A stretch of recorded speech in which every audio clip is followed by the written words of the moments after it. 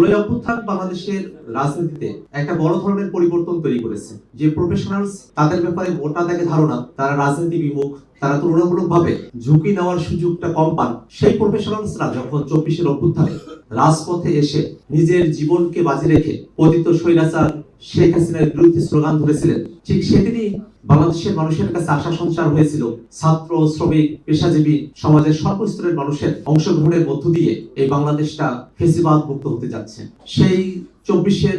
গণ অভ্যুত্থানে যেসব প্রফেশনালসরা শহীদ হয়েছেন, যারা অংশগ্রহণ করেছেন, নিজের কেরিয়ার, নিজের জীবন, পরিবার সবকিছুকে ঝুঁকিতে ফেলেও যারা পিছু পা হননি, সেই সব প্রফেশনালসদেরকে আজকের এই ন্যাশনাল প্রফেশনালস অ্যালায়েন্সের আত্মপ্রকাশ অনুষ্ঠানে আমরা শ্রদ্ধার সঙ্গে স্মরণ করছি। প্রফেশনালসদের ব্যাপারে মোটা দাগে সমাজের একটা ধারণা আছে যে তারা খুবই ওয়েল অফ, তারা তাদের পরিবারকে খুব সুন্দরভাবে, সচ্ছলভাবে তারা সংসারটাকে চালিয়ে নিয়ে যাচ্ছেন। কিন্তু মোটা দাগে বাংলাদেশের প্রফেশনালসদের দিকে যদি আমরা তাকাই,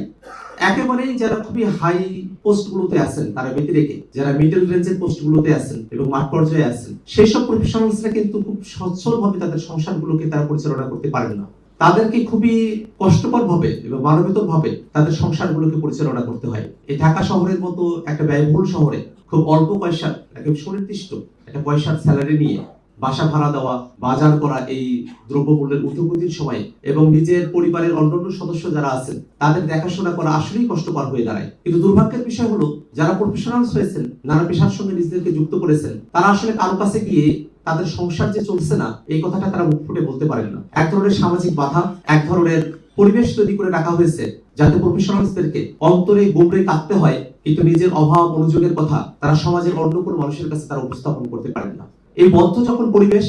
সেই সময়টাতে ন্যাশনাল প্রফেশনাল অ্যালায়েন্স তারা যারা এই প্রফেশনালস আছেন, পেশাজীবী আছেন, কিভাবে তাদের সংসারকে সচ্ছলভাবে পরিচালনা করবার মতো করে তাদের পারিশ্রমিক নির্ধারণ করা যায়, দক্ষতার ভিত্তিতে এবং কাজের ভিত্তিতে তাদের স্যালারি স্ট্যান্ডার্ড থাকে, সেই বিষয়গুলো নিয়ে তারা কাজ করবেন। একই সাথে প্রফেশনালসদের মধ্যে নানা ধরনের বৈষম্য বিরাজমান। যেহেতু আমরা বৈষম্যের বিরুদ্ধে 24-এর অভ্যুত্থানে সামিল হয়েছিলাম, সেই জায়গাটাতে এই বৈষম্য বিরোধী মানসিকতা যাতে সমাজের প্রত্যেকটা সেক্টরে ছড়িয়ে পড়ে, আমাদের প্রফেশনালসদের মধ্যে যে বৈষম্যগুলো আছে, এই প্রফেশনালসদের মধ্য থেকে কারা প্রমোশন পাবেন, কারা একটা সুইটেবল জায়গায় বদলি হবে, সেই প্রত্যেকটা জিনিস যে একটা সিন্ডিকেটের মধ্য দিয়ে পরিচালিত হয়, সেই সিন্ডিকেট গুলো ভেঙে প্রফেশনালসদের মধ্যে যে বৈষম্যগুলো আছে সেই বৈষম্য দূরীকরণেও ন্যাশনাল প্রফেশনাল অ্যালায়েন্স সর্বাত্মক ভূমিকা রাখবে, এটাই আমাদের আশাবাদ।